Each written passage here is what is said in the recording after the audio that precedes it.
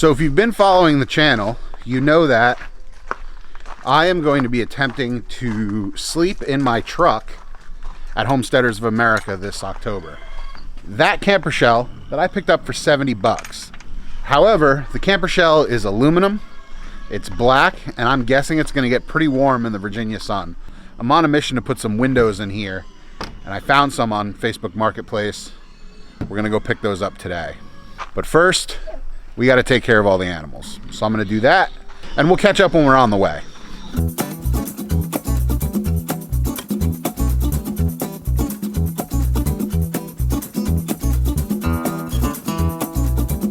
All right, so we're driving now up to go get the windows that I found. I found them on Facebook Marketplace.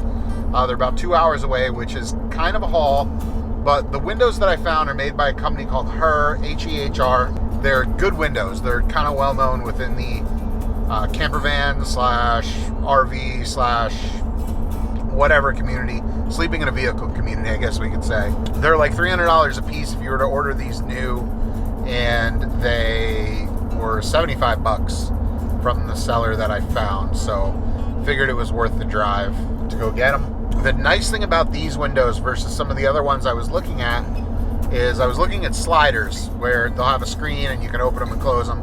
The nice thing about these windows is they actually have a crank on them, and they open, they fold out. So if it's raining and I'm in the back of the truck, I can still have those windows open for ventilation and not worry about rain coming inside the topper where I'm sleeping. So we've got another maybe half hour to go, and when we grab them, we'll touch base, I'll show them to you, and then we'll head back to the house and do some planning. All right, we're back home. Let's take a look at what I got. So these are the two windows that I got. I do also have the trim rings for these, which are gonna go on the inside. I'm gonna put one of these down and then I'll show you the other one and we'll talk about what they are. So this is a vintage, not too vintage, but it's a good 20 years old, camper van or RV window made by a company called Her. These are some of the better camper van windows that you can find out there. It's sticking to my beard. There's still some butyl tape on the back of this that's gonna have to be replaced.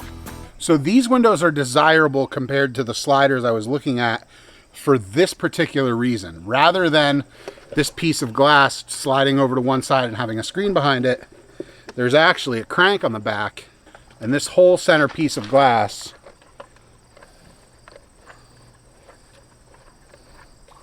opens up just like that. The advantage of having a window that flips out like that on this particular shell is because this actually slants away. If rain was falling vertically on the side of the camper, it would come in through a window that had a slider on it. With these windows, you can see any rain that hits the top of it is just going to slide right off and drip off the edge of the window, and the inside where the screen is still going to be slightly closed off so that it doesn't get wet. The goal is to take both of these windows and mount them right there on either side. The tricky part about this is that the window is a little bit longer than I was expecting I was going to use, and I'm dealing with some bracing on the inside of the door. So the hole for the window doesn't require as big of a hole as the outside of it. The hole is actually a little bit smaller that I'm gonna need to cut, but I am gonna have to deal with these cross braces getting in the way of where that hole needs to be. If I hold the window up here, you can kind of see I'm gonna have to cut 3 of the ribs, which is not the end of the world, but it may interfere, or the lock may interfere a little bit with the hole that I'm gonna need to drill, because that lock plate starts about right there. I don't think it's gonna be too big of an issue. I can do some trimming here and there. I can trim a corner of the window if I need to, just a little bit.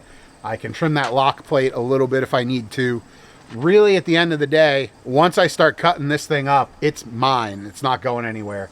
And as long as I have the truck, I'm going to hang on to it. So if I need to do a little bit of trimming on the outside or the inside to make it work, that's fine. Cutting these plates, like I said, is not going to be an issue. I am going to leave as much of them as I can in there because I actually will need part of them to, I'm going to have to build kind of like a spacer, because as you can see with the trim ring in place, you've got about 2 inches you have to take up with these. So leaving some of the aluminum in here around the edges of where I have to make my cut is actually going to help me in not having to take up more space. It'll actually be a solid base, and I might get lucky and it may be exactly the thickness that I need when I factor in the aluminum cladding and then the support on the inside. That's a win for today. I'm really happy with the windows I got at the price I paid. So if we're keeping track at home of what I've got into this thing, I've got 70 into the cap itself. I've got 75 into these windows, so that's 145 bucks. The other day I did buy some hardware that is going to be actually replacing the hardware that's holding this roof rack on.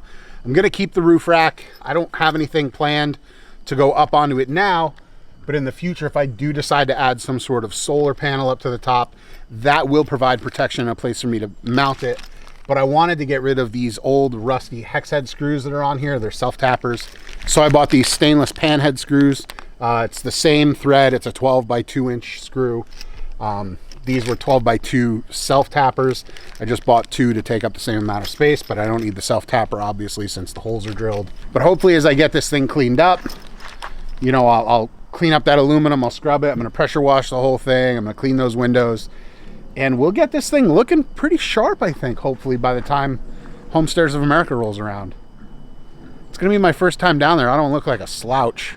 As much as I would love to get started on that project though, there is a more pressing issue at hand, and that is a little tropical storm called Fran. I think it's Fran?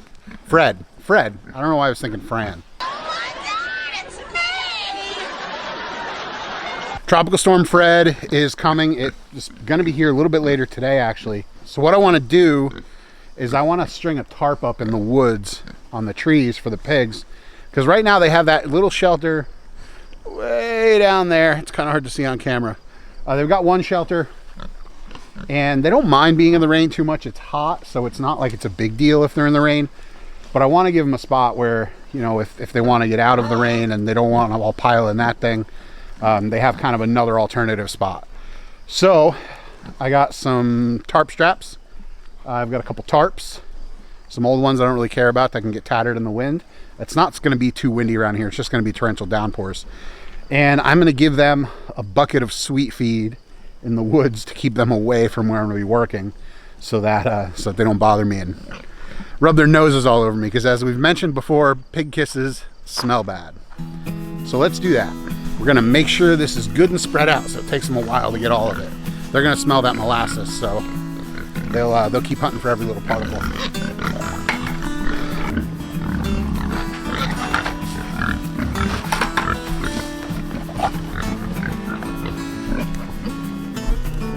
All right, clock's ticking. Let's get that tarp strung up.